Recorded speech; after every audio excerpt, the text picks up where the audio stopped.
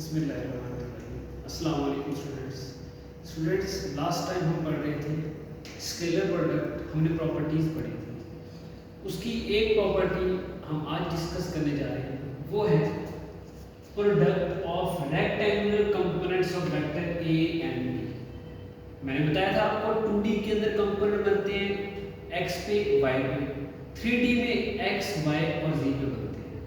हमने दो वेक्टर्स के रेक्टेंगुलर कंपोनेंट्स, जैसे वेक्टर a है, इसका है ax, उसके साथ i यूनिट वेक्टर आता है axi, ayj, azk। b का क्या है, इसी तरह bxi, byj और bzk। ये हैं दो वेक्टर्स a और b के रेक्टेंगुलर कंपोनेंट्स। हमने इन दोनों का स्केलर प्रोडक्ट लेना है। कौन सा प्रोडक्ट? स्केलर। देखिए बेटा, a डॉट b, ये a के कंपोनेंट आ गए, डॉट ये आ गए हमारे पास b के कंपोनेंट्स। तो मल्टीप्लिकेशन किस तरह होती है आपको पता है। सबसे पहले जिस तरह ये ax है, इसको हम पहले मल्टीप्लाई करेंगे bx के साथ। तो देखिए जरा, ax bx ये आ गया, ax bx। यूनिट वेक्टर कौन कौन से हैं? i और i डॉट i, क्योंकि डॉट प्रोडक्ट। फिर इसी तरह ax को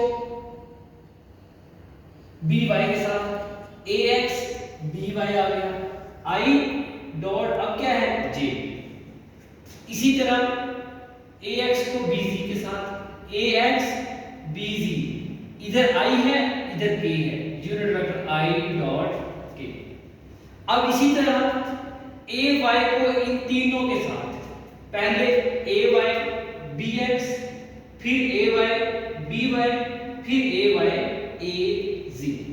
इनके यूनिट वेक्टर को लाजमी मल्टीप्लाई करना है। जिस तरह यहाँ j डॉट i था, j इसके साथ किया, डॉट j आ गया, यहाँ j k डॉट k आ गया।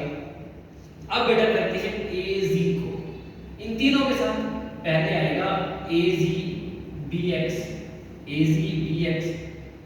k डॉट i, फिर az by, k dot j आ गया, az bz, k dot k। ये हमने क्या कर लिया, मल्टीप्लाई कर दिया सब। अब देखिए जरा, i dot j, i dot k, ये हमने लास्ट में प्रूव किया था कि dot product i dot i, j dot j, k dot k ये 1 होता है। तो कौन कौन से हैं इस तरह? देखिए जरा, ये i डॉट i 1 आएगा, j डॉट j 1 आएगा, k डॉट k 1 आएगा।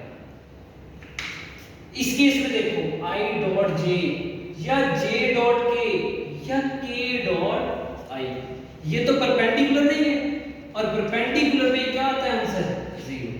देखिए जरा, ये वाला i डॉट j 0 हो जाएगा, ये कंपोनेंट खत्म हो गया।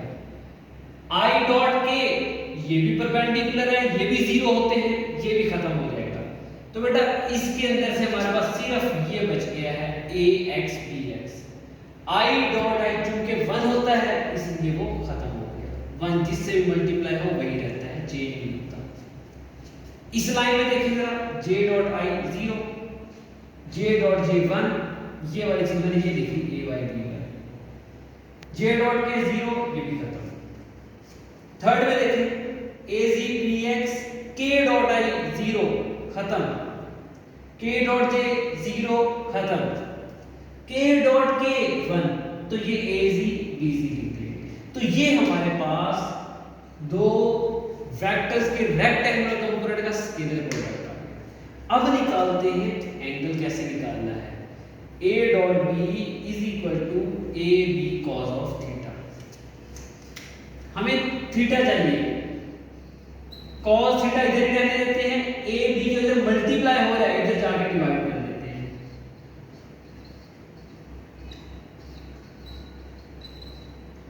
थीटा चाहिए, cos है उधर जाके cos इनवर्स।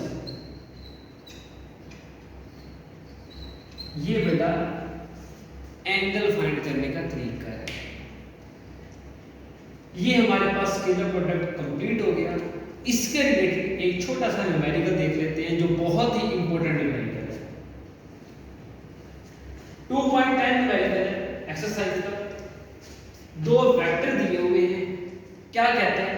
कहते हैं find the projection of A on B.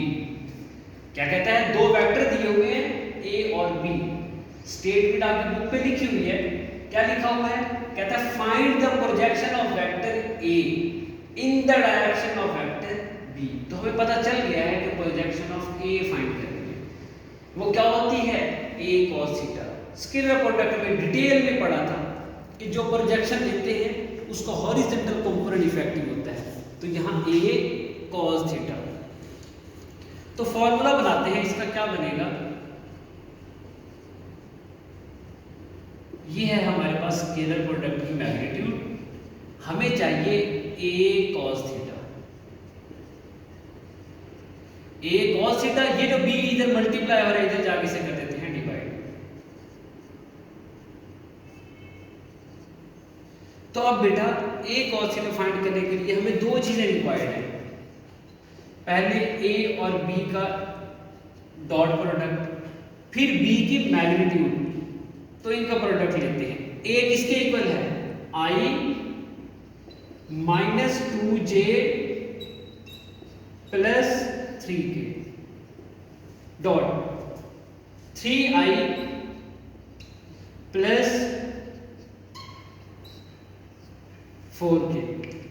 बेटा जरा अगर ये जो मैंने कंपोनेंट्स को मल्टीप्लाई किया है, अगर यहां देखें जरा तो आपको एक चीज नजर आ रही होगी कि जब मल्टीप्लाई करते हैं तो सिर्फ वो कंपोनेंट बनते हैं जिनके अंदर i से मल्टीप्लाई हो रहा हो, j से हो रहा हो और k से। बाकी सारे मल्टीप्लाई तो किए थे लेकिन वो सारे क्या बन गए थे? जीरो बन गए थे। तो आपने जब भी स्केलर प्रोडक्ट को मल्टीप्लाई करना है तो बजाय इसके कि सारा मेथड करो, आप सिर्फ i को i के साथ, j को j के साथ और k को k के साथ मल्टीप्लाई कर दो। दोबारा बता दूं यही बात, जब आपने दो वेक्टर्स का स्केलर प्रोडक्ट लेना है तो बजाय इसके कि सारे कंपोनेंट्स को आप मल्टीप्लाई करो, अगर इस तरह आ जाए शॉर्ट क्वेश्चन तो अब सारे करने हैं। वैसे कहीं भी जब आप करोगे तो आप सिंपल i को i से कर देना, j